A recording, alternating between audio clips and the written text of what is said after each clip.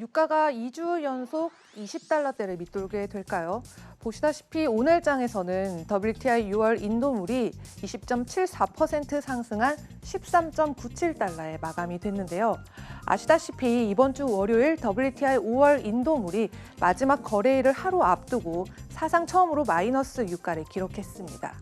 코로나19로 전 세계 인구의 절반에 달하는 40억 명이 어떠한 형태로든 움직임에 제약을 받는 상황에 처하면서 원유 수요는 상상하지 못했던 수준까지 떨어졌는데요.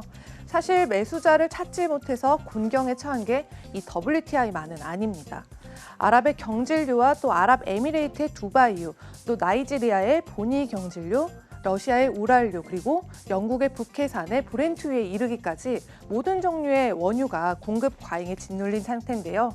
하지만 감산 속도는 수요 붕괴를 도저히 따라잡지 못할 정도로 느린 상황입니다.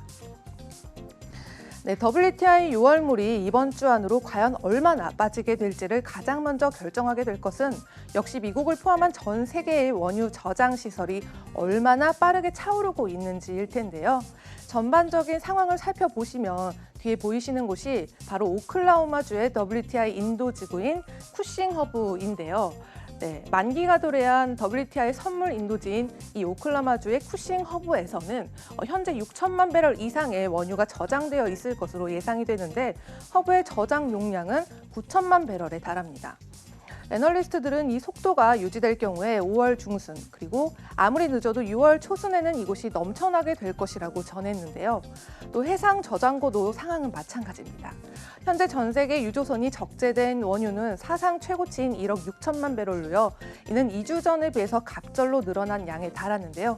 물론 그 외에도 송유관이나 원유 저장 열차, 그리고 전략 비축유 저장고 등의 공간이 남아있기는 하지만 그래도 트럼프 대통령은 월요일 전략 비축유 저장고에 7,500만 배럴의 원유를 추가로 수용할 수 있다고 밝혔습니다. 코로나19로 인한 수요 붕괴 속도가 산유국들의 감산을 한참 앞지른 상황에서 저장 가능한 용량이 얼마나 남았고 또 언제쯤 가득 차게 될지는 큰 논란을 일으키고 있는 이슈거리인데요. 이에 대해서 노르웨이의 자문업체인 라이스타드 에너지와 또 캘리포니아의 위성 데이터 업체인 오피탈 인사이드는 각기 다른 의견을 제시했습니다. 먼저 라이스타드 에너지는 코로나19로 원유 수요가 급감하면서 미국의 여유 수용량이 4월 중으로 적으면 2억 배럴까지 줄어들 수 있다는 의견을 제시한 데다가 실제로는 1억 5천만 배럴에 가까울지도 모른다고 덧붙였습니다. 하지만 오피탈 인사이트는 전 세계에 2만 7천 개에 달하는 부상 지붕형 탱크를 대부분 살펴보고 있고요. 또 광학 위성 영상이나 주요 터미널의 합성 개구 레이더 신호를 통해서 매일 총 원유 생산 저장량을 자동으로 측정을 하고 있는데요. 이 추적 기술로 알아낸 결과 4월 17일 기준 전 세계의 원유 탱크에 아직 20억 배럴의 여유가 남은 상태라고 주장했습니다. 그리고 보시는 바와 같이 전 세계 저장고의 현황은 다음과 같은 상황에 달합니다. 그럼 이쯤에서 감산의 필요성에 대해서 언급이 될 수밖에 없는 상황인데요. 국제에너지기구는 4월 원유 수요가 1일 2,900만 배럴까지 하락할 것이라는 예상치를 전하면서 이는 적어도 25년 사이의 최저 수준이고요. 2019년 세계 원유 수요인 1일 1억 배럴의 29%가량에 불과하다고 전했습니다.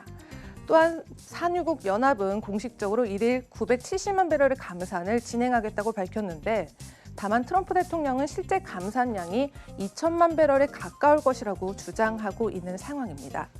이어서 사우디아라비아와 러시아의 양국의 에너지 장관은 지난주 거래가 마감되기 전에 추가 감산의 필요성에 대해서 모니터링 중이라고 밝혔습니다. 그리고 로이터 팩트박스에 따르면 전 세계 원유 업체들은 자본 지출을 26% 내지는 605억 달러 삭감했다고 전해졌는데요. 하지만 미국의 원유 업체들이 현재 겪고 있는 난관들 중에서 적어도 일부분은 채굴 효율성 등 스스로 이런 일의 결과를 불러올 수 있다고도 볼 수 있겠습니다. 또 에너지 매니지먼트 인스티튜트의 리스크 및 트레이딩 부분 이사는 미국 상류 부분, 즉 탐사와 개발에서 생산 단계까지 현재 가동 중인 시추공수가 2014년 10월에 비해서 438곳 내지는 72.8% 적은 수준이지만요. 산유량은 38.6% 증가했다고 전했습니다.